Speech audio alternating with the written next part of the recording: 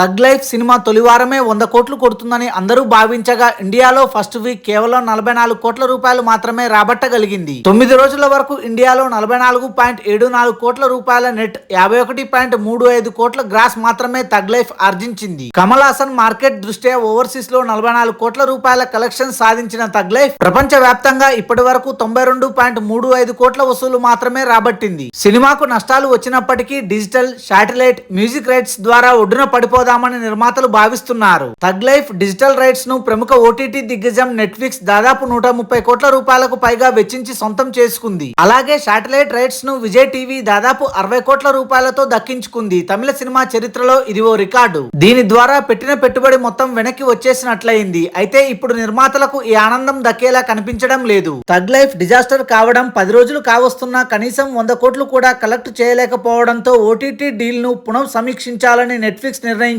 దీని ప్రకారం 130 కోట్ల రూపాయలు తాము ఇవ్వలేమని, దానిలో కనీసం 25% మొత్తాన్ని లేదా 30 కోట్లను తగ్గిస్తేనే తాము అంగీకరిస్తామని నెట్ఫ్లిక్స్ కరాఖండిగా చెప్పేసిందట. దీనిపై నిర్ణయం తీసుకునేందుకు నిర్మాతలతో నెట్ఫ్లిక్స్ చర్చలు జరుపుతున్నట్లుగా కోలీవుడ్ వర్గాలు చెబుతున్నాయి. Thanks for watching this video. For more interesting videos please do subscribe.